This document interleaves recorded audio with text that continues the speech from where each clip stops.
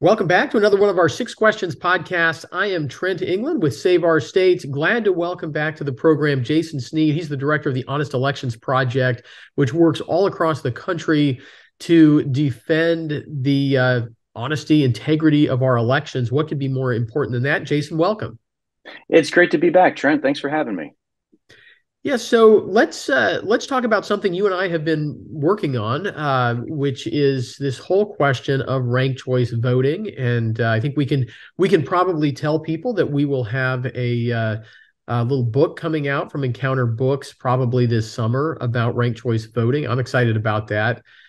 Uh, we're seeing a lot of activity in the states to ban ranked choice voting, with South Dakota becoming the third state that's taken action to do that. Jason, do you think that ranked choice voting is the most serious threat to election integrity right now? How do you put this in context? Well, I certainly think that it is a top five issue for election integrity. Anytime you're fundamentally transforming elections, you're going to risk, even in the best of circumstances, unintended consequences. And we also have to keep in mind that public confidence in elections is incredibly fragile at this moment. And I always think about a poll that came out a couple of years ago at this point that indicated at the time that only about 1 in 4 Americans think that both the 2016 and 2020 presidential elections were correctly decided. So there is a fragility around the question of election confidence on both the left and the right, and sweeping changes to elections, particularly when they're predicated, as ranked choice voting has been, on arguments that we need to, change the way we vote because we don't like the outcomes of elections. That's only going to damage confidence in elections and potentially discourage people from voting. And then you got all the other issues that come with ranked choice voting as a question of its merits, right? And we know that it makes voting harder. We know that it makes elections more difficult to decipher. The results are often made opaque, and they kind of convert the election tabulation system into a black box. And by making voting more difficult for the average voter, you actually wind up discouraging some of the most vulnerable voters from participating in the first place, or else leave them at the whims of third party vote harvesters and things like that, because they need their help to fill out their ballots. So there's lots of problems with ranked choice voting, and I would certainly put this at the top echelon of threats to the continuing ongoing integrity of our elections and public confidence in the results. And Jason, we've seen an interesting shift over the last year or so where you go back, a year or two, and there were some red states that were really flirting with this. And, Utah still basically has a pilot program where local governments are doing this. And Utah is a red state, clearly. And now we see a lot of red states in particular moving to prohibit ranked choice voting. I mean, what's going on there? What's responsible for this real strong swing, at least among, I think, conservatives, Republicans against ranked choice voting? Well, I think that things have changed a lot over the last, just 2 years in terms of awareness about what ranked choice voting is, right? If you just hear that term, it kind of sounds a little academic, a little unusual. You don't know exactly what it is, and you just sort of write it off. And that's actually what the pro ranked choice voting community has kind of benefited from, is this lack of understanding that has allowed them to get their foot in the door in local elections all over the country, right? So you kind of wake up one day and realize that you've got 60 odd major municipalities in the US that are suddenly using this novel scheme called RCV. But we've also seen, as more awareness has been drawn to the ranked choice voting issue, as we've dug deeper, we've seen who is funding this, we've seen the groups that are backing it. I think it's become very clear to conservatives that ranked choice voting is not a bipartisan reform or a nonpartisan reform. It is a wolf in sheep's clothes. It is a left wing election reform that is increasingly being pushed in red and purple states for reasons that don't seem on their face to make a whole lot of sense.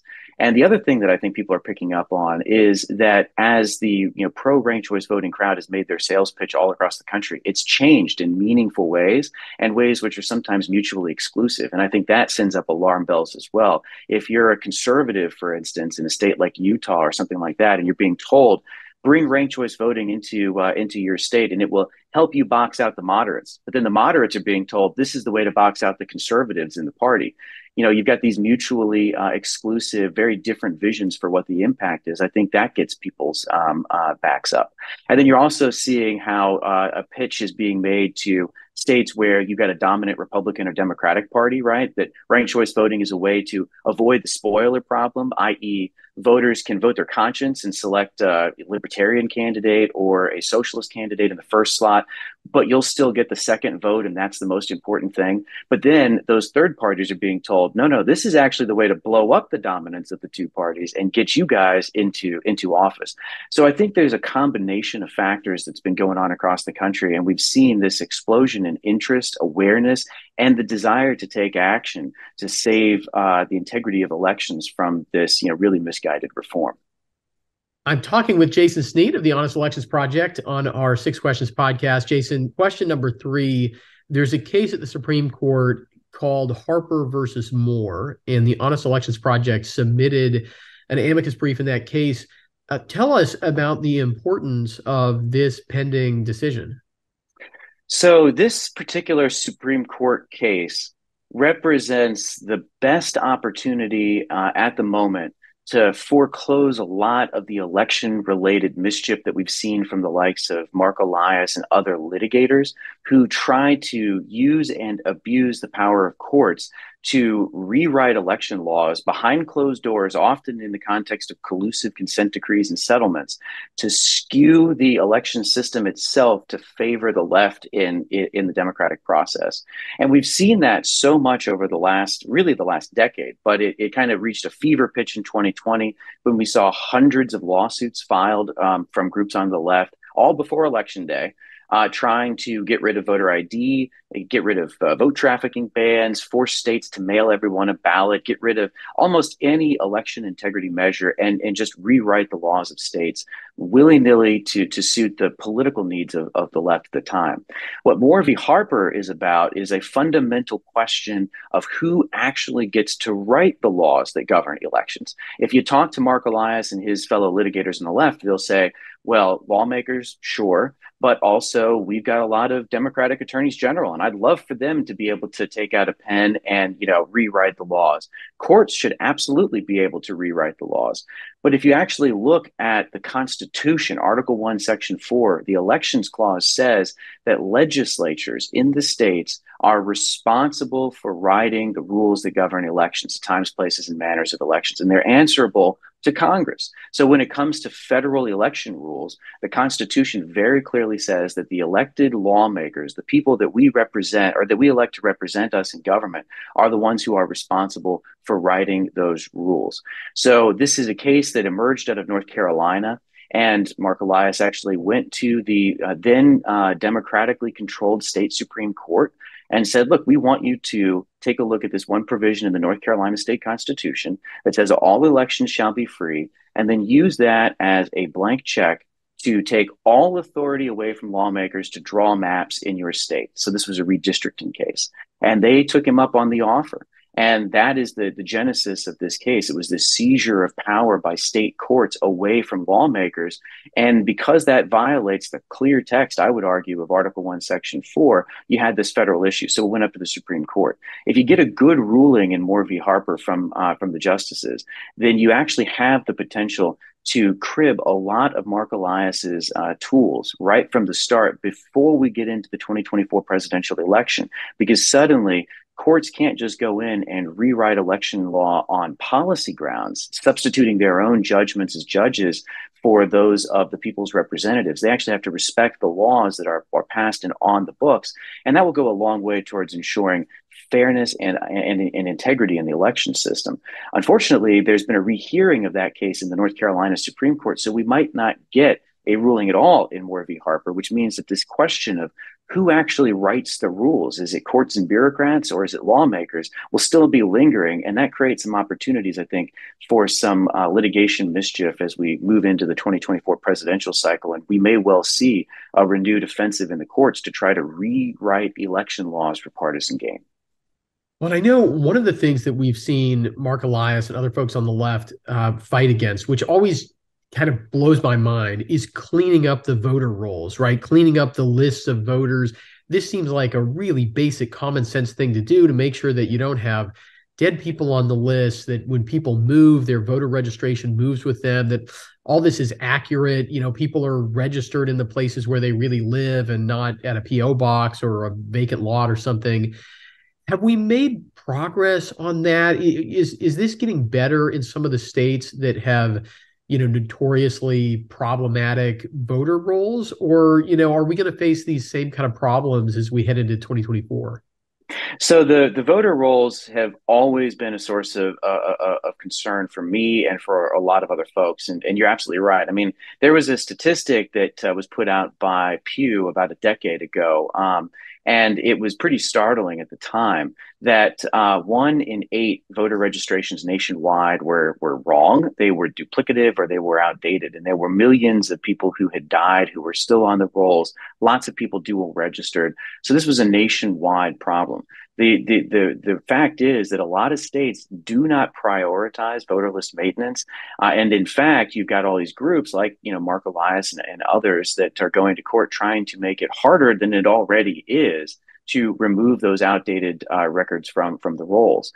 And they sort of argue that you might be canceling someone's right to vote, which is an absurd thing, right? If you've got to keep in mind that there is a multi-step process that states have to follow. So they typically mail someone a card, and if they don't get a response and then they don't vote for 4 years, then you can actually remove them from the roll. So this is something that is, at minimum a 5 year long process in most places, unless you get, something else that indicates the person has indeed died, for instance. There's a multi-step process there. And even if someone is accidentally canceled from the rolls and they show up to vote, they can vote a provisional ballot, and that ballot will still get counted, right? They just have to show that they were properly a resident. So no one is getting disenfranchised, but you do have this concerted multi-million dollar effort trying to make it harder to clean up the voter rolls. And that's not the only issue that Mark Elias keeps fighting. He's fighting against voter ID, which is a 2 decade old fight at this point. But Idaho just made some changes to their voter identification requirements. So they took student IDs out of the list of acceptable IDs.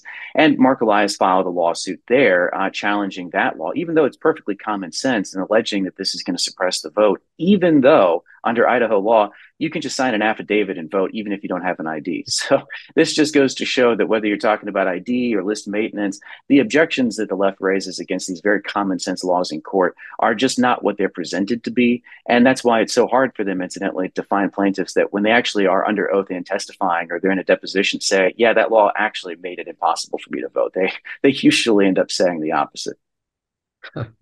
So Jason, one thing that we've seen at Save Our States is that as Democrats won power in Minnesota, in Michigan, in the last state level elections, they have started pushing among a lot of these same kind of problematic election rules that we're talking about. They've been pushing the National Popular Vote Interstate Compact. And you spend a lot of time working with legislators. I'm curious what you think about why this is so appealing to some Democrat lawmakers in the states to give away their state's voice in presidential politics. I mean, is this just about 2016? Is this part of some larger strategy on the left? What do you think about all this? Well, I think that one of the theories on the left, which I don't personally subscribe to, is the theory that demography is destiny. And they really do view elections as sort of a census, right? And they presume, because they've got various political lenses that they view through, that if you are of a certain socioeconomic class and a certain skin color and a certain gender, that you're just automatically going to vote for the left. And they kind of have this illusion that if we go to a national popular vote, there's more on the left than there are on the right. I don't think that's the case. It takes a lot of the business of elections out of elections. It takes ideas out of elections. It completely ignores the trends that we've seen recently with Hispanic voters and Black voters starting to move more towards the Republican side than the Democratic side, and so forth. But I think that kind of belief, as mistaken as it is, has been sort of taken as doctrinaire by a lot of folks on the left. And they kind of view it through that very cynical lens. And they're looking to make sure that basically it will be very difficult for them to ever lose a presidential election again in the future. That's, I think, what the very kind of partisan worldview that they've got is pushing them towards. But that's the same logic that you see with not just the push for NPV, but you also see it with all these other election reforms that, and I use that word loosely, reforms that are getting pushed at the local level or at the state level, particularly in states that have just, developed Democratic trifectas in the last election, like Michigan and Minnesota. Enfranchising even violent felons the moment that they set foot out of prison, or as the ACLU would like, prioritizing that when you arrest someone for having committed a crime, that you register them to vote, which I think is sort of hilarious, right? Like, let's revise the Miranda. You have the right to remain silent. You have the right to register to vote. It's like that is so wildly out of what the most Americans would think of as mainstream crime policy. But they're trying to enfranchise felons the moment that they walk out of prison, even if they still owe victim restitution. They're enfranchising non-citizens. Washington D.C. Just enacted an absurd law that lets anyone living in the city for 30 days vote, including illegal aliens, including foreign operatives, right? So the Chinese Communist Party can send someone over to staff their embassy, and if they rent an apartment over in DuPont and they live there for 30 days, they can participate in democracy at the heart of the American Republic, even though they're there probably working against our national interests. And then, of course, there's the push to lower the voting age. So they want 16 and 17-year-olds to vote. And it's the same cynical calculation for all of these. They're looking for ways to reshape the rules, to reshape the electorate in order to make it more left and therefore more likely that the left will win in elections. And that's, a massive admission against interest, in my opinion, because they're saying you have to change the rules to win. And that's a little bit of an admission that they maybe feel like they might not be able to win in the future without doing this. But I think that's what undergirds a lot of the push that we're seeing. It's very unpopular, each of these policies, but they keep pushing for these things, these attempts to rewrite the rules and reshape elections for their own side. And on the non-citizen voting piece, that particularly caught the ire, and I thought this was fantastic, of the editorial staff at the Washington Post, who called that a radical maneuver and said that it hurt the effort for DC statehood and was a plain attempt to try to reshape the electorate to match the politics of the city council instead of the city council reshaping itself to match the politics of the people, which again undercuts the left's entire commitment to democracy, right? Democracy is supposed to be government by the people, not the people being governed by the government. So at any rate, it's a very cynical political calculation I think you're seeing for all those issues. Yeah, no, yeah, some of these efforts, it is just wild what folks are pushing for. I mean, it used to seem wild to me that the whole push for sort of automatic felon, re-enfranchisement, I guess would be the term.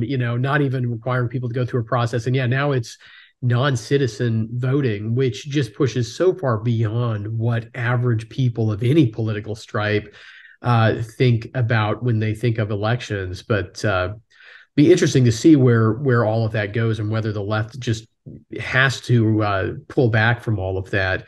Yeah, I mean, a related question, our final question here on the Six Questions podcast is about all this, right? I mean, election integrity ought to be a bipartisan issue. I mean, at least when it comes to things that have broad bipartisan support among the public and things that just bolster faith in the electoral process, make it more transparent, make it more accountable.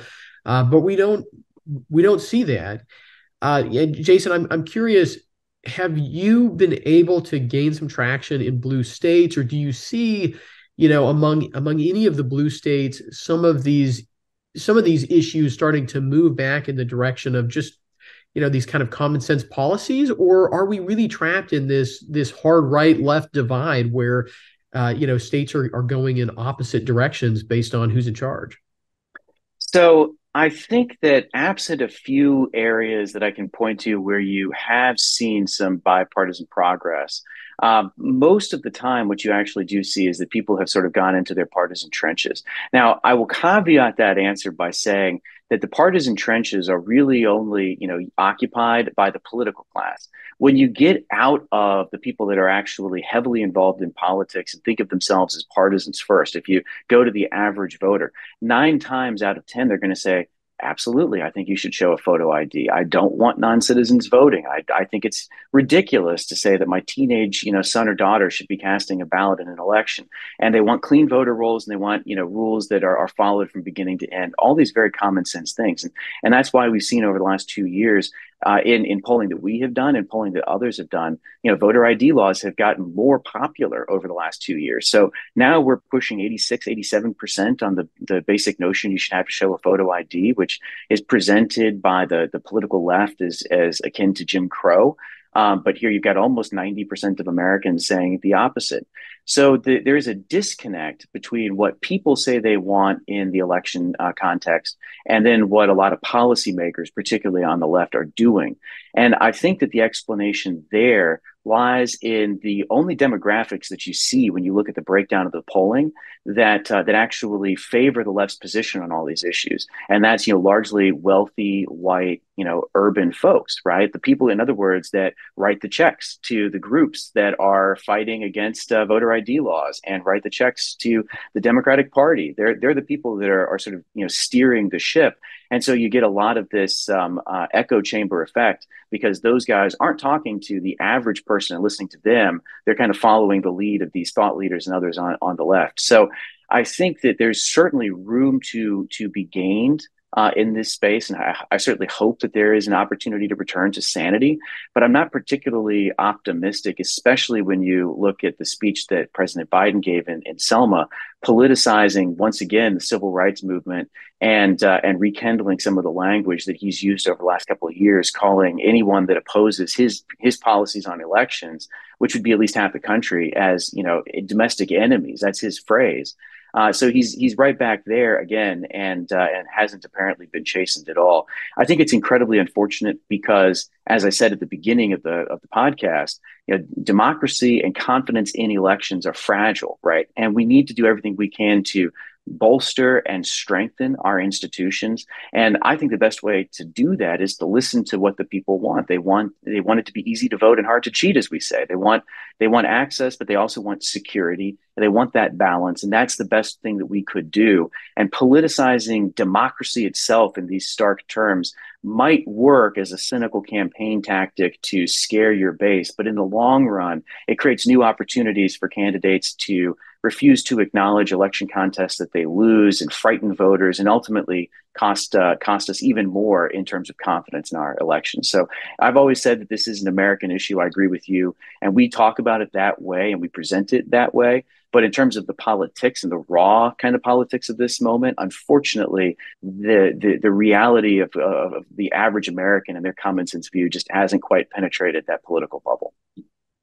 Yeah, it's interesting that as you described that, it makes me think that the interest of the average American is at some level in national unity, right? You go out and talk to non-political people, whether they're on the left or the right, for the most part, right? Unless they really become, very radicalized, right? Which you do find among some activists on both sides where they really have this disdain for people who disagree with them. But that's not the average American, even if they are a, pretty solid Republican or a pretty solid Democrat. They have this interest in national unity, which I suspect is why voter IDs become more popular, because if you're a Republican after 2016 or a Democrat after 2020, you actually want the other side to have more faith in the system, right? You don't want the other side to be questioning the results, but the incentives for the political class are a little bit different. And I feel like you've got folks on the left who they really want people on the right to lose faith in elections, right? Because that means people on the right will vote in lower numbers. That means people on the right will be easier to sort of, straw man as these crazy people who, reject the democratic process. And it's interesting that there may be that divide between ordinary Democrats and the elite, as you say, where the elite, they don't have the same interest in national unity. They really are invested in this division and in sort of, trying to drive the other side out of the democratic process, which is really dangerous.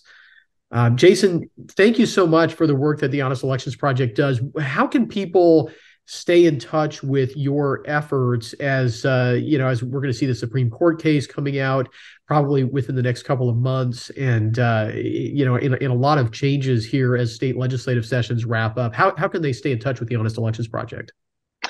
So we have a website, honestelections.org, and we're also very, very active on Twitter and Facebook. At Honest Elections is our handle for both of those. And then, of course, we've got the other website that Trent, you and I work on together, stoprcv.com, which focuses on the ranked choice voting question, which really is an urgent issue that I encourage folks to get educated on. That's the best thing that you could do as we continue to see this push for ranked choice voting nationwide. But fortunately, right now we're also seeing that counter push in favor of preserving regular elections that are transparent and accountable to the people.